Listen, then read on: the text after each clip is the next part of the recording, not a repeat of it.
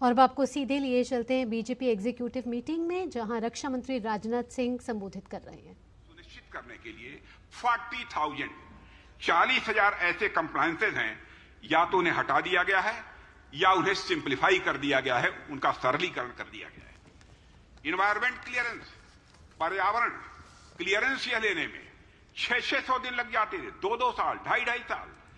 Environment clearance नहीं मिलता था लोगों को, सारे प्रोजेक्ट्स रुके रह जाते थे।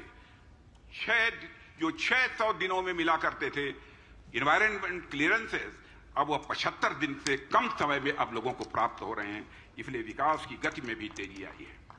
मेरे साथियों, 10 साल में कैपिटल एक्सपेंडिचर 5 गुना बढ़कर 10 लाख करोड़ हो गया है, और आपको जानकर खुशी होगी, इस बार वह बढ़कर 11 लाख करोड़ हो गया है। राष्ट्रीय राजमार्ग के बारे में उन्होंने बताया है, अध्यक्ष जी ने, लंबाई जहां 90,000 किलोमीटर से बढ़कर 1.46 लाख किलोमीटर अब हो गई है, और 4 लेन वाले राजमार्गों की लंबाई में तो 2.5 गुना वृद्धि हुई है। 25,000 किलोमीटर से अधिक रेलवे ट्रैक बिछाए गए हैं, और अमृत भारत स्टेशन योजना के तहत 1300 से ज्यादा रेलवे स्टेशन का कायाकल्प भी हुआ है।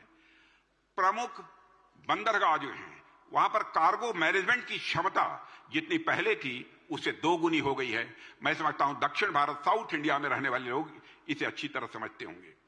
हाई स्पीड कॉरिडोर की लंबाई 500 जो किलोमीटर हुआ करती थी, जो आज बढ़कर जो 500 किलोमीटर हाई स्पीड कॉरिडोर की लंबाई 10 साल पहले 500 किलोमीटर, आज वह 4,000 किलोमीटर से अधिक हो गई है।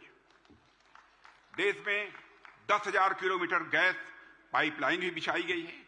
सिर्फ 5 शहरों तक सीमित मेट्रो की सुविधा, मेरे कार्यकर्ता बहनों भाइयों, 20 शहरों तक पहुंच गई है। देश की लगभग 2 लाख ग्राम पंचायतों को ऑप्टिकल फाइबर से जोड़ा जा चुका है।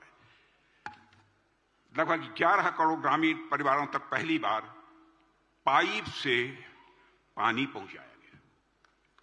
यह है हमारी सरकार, और हमारे प्रधानमंत्री का बराबर यह प्रयास रहा है कि नीतियां और योजनाएं ऐसी बनाई जाएं जिससे हर नागरिक को जहां लाभ हो वहीं उसकी बचत भी हो।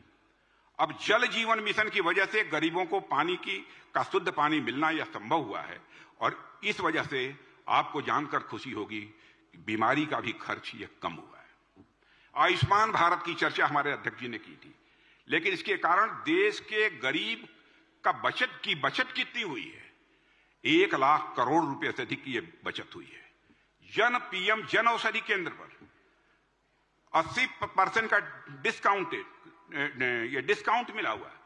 आप जानते हैं इससे गरीबों की जेब की कितनी बचत हुई है?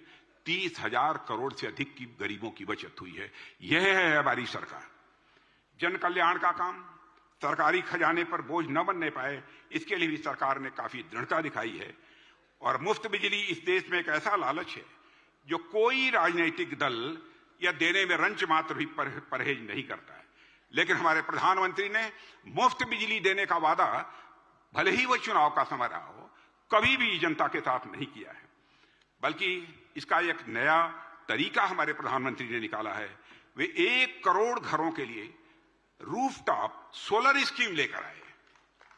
इस स्कीम से लोग बिजली पैदा करके अपना बिजली बिल 0 कर सकेंगे और ज्यादा बिजली बेचकर वह पैसा भी कमा सकेंगे। यह बात मैं विश्वास के साथ कह सकता हूं। यूपीए के समय एलईडी बल्ब 400 रुपए में मिलता था। अब जानते हैं एलईडी बल्ब 40-50 रुपए में मिलता है। 10 गुना कीमत कम हो गई है। एलईडी के कारण बिजली बिल में लोगों की करीब 20,000 करोड़ रुपए अब तक के बचे हैं, जो अनुमान है। साथियों, सिर्फ नारे देने से काम नहीं होता, लेकिन आजाद भारत में प्रथा चल पड़ी थी, नारे दो, लोगों को गुमराह करो, लोगों का मत हासिल करो।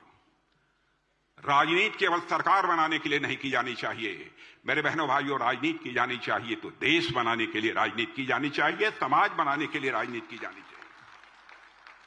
70 के दशक में मैं आपको याद दिलाना चाहता हूं, हमारे यहां गरीबी हटाओ के नारे रात दिन दिए जाते थे। मगर गरीबी हटी नहीं।